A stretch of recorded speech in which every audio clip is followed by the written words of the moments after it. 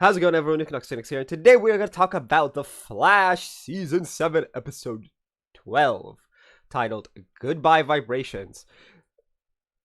Well, it's time to finally say goodbye to Cisco. So, Cisco and Camilla finally tell everyone that at 9 a.m. apparently, or on a Saturday, like, I don't know about that. Like, I know I'm up usually at that early on a Saturday, but I'm not functioning until like 11 normally. Anyway, so it's time to say goodbye. Now everyone seems to take it pretty well, right? Like they're all pretending to be stoic about it. Throughout the episode, everyone minus Chester is pretending to be really stoic on the fact that they're leaving. But we find out when Cisco just flips out that no, at the very least, Barry and Caitlin are barely holding it together. Uh, which understandable, right? Like you don't want to be, you don't want to cry fest. Like it's you don't want to be in a, you don't want to like just a cry fest. So it's like someone's good when you're saying goodbye to a friend, especially when they're not exactly all that far. At least not to Barry. Barry can easily just boom, boom. Super speed to Star City and back. Now, the villain of the week, right, is a woman named Carrie. She's essentially Rainbow Raider 2.0, as she is dubbed by Cisco. Carrie is very much a Rainbow Robin Hood of sorts. She steals from the rich to give to the poor, but like the way she went about and did it, well, it nearly caused a bunch of people to die because she stole a bunch of stuff throughout the episode. Her powers make you really, really happy and uses like the full color spectrum as opposed to just red to make you angry.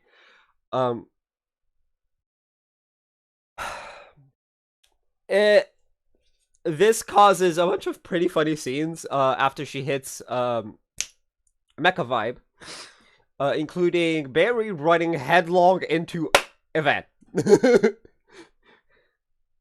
It's funny, like he was going fast enough to dent it, but not fast enough to phase through it or send it flying, which was hilarious because Cisco like made it so that Barry was blind, like cat party jam type thing.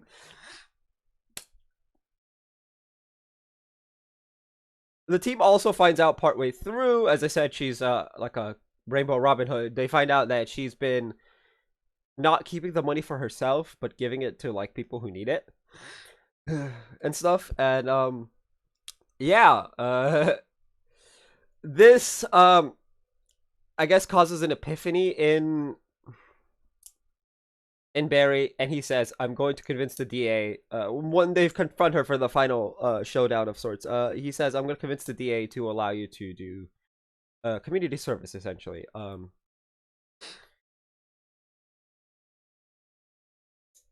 Which it does cause her to stand down after she steals a blimp that is full of helium and nearly crashes into a stadium full of American football fans.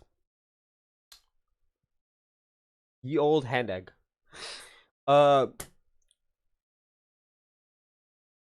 Cisco barely manages to save the day. Afterwards, there's a surprise party. There's the debrief that only Chester's there for.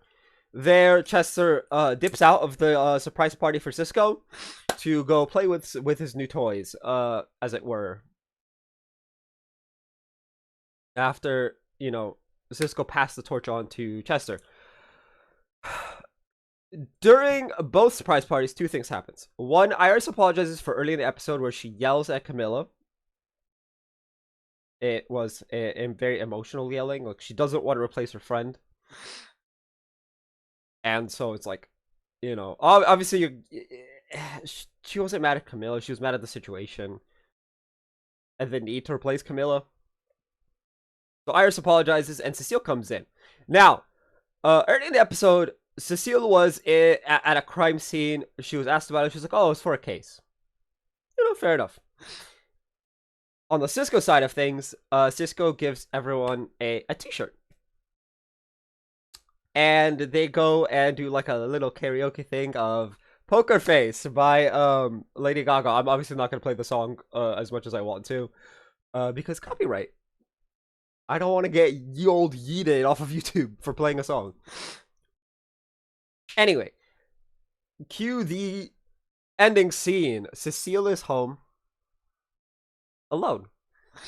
And we hear a voice saying, Cecile. Cecile. She looks in a mirror and we see what is essentially Cecile with like a golden mask. It kind of reminds me of the Dr. Fate mask, but like not. And she says, I will find you. Now, this is not the cliffhanger I was expecting. I will, until they show up, expect the Wonder Twins of sorts. The Wonder Twins are technically Dawn and Dawn, but I guess we're getting Nora and Bart, which that's pretty much been confirmed that they've been seen on set. So we're gonna get them sometime in season 7. Now, I guess Cecile's the villain of the main villain of part 2 for season 7, which yikes. But hey, that, or maybe not necessarily a villain. It could be like kind of like Frost and I was gonna say Painkiller, but I still haven't watched the series finale of Black Lightning. I need to do that. Anyway. So yeah, we see Cecile in a mask essentially as her reflection, and Cecile ends it off by saying, "I will find you." This is interesting. I don't know what the hell's going on. I don't recall Cecile Horton from the comics at all, but there's a bunch of holes in my knowledge of the comics, so I have no idea where any of this is going. But anyway, overall, I'd say this was more of a very emotional, like emotion-filled, like feelsy episode, which. It was a feelsy filler episode kind of thing, and which isn't really a bad thing. It was really needed. Like, they couldn't just be like, oh, here you go. Cisco just left in between episodes. Like, that would have sucked. I would have had like a 10-minute rant on that as opposed to, the feelsy filler. Feelsy filler is sometimes needed. Anyway, tell me what you guys thought of the episode down in the comment section down below. That's gonna be for this video. If you guys haven't already, hit like, hit subscribe if you're new. I will see you guys next time, and as always, stay bright.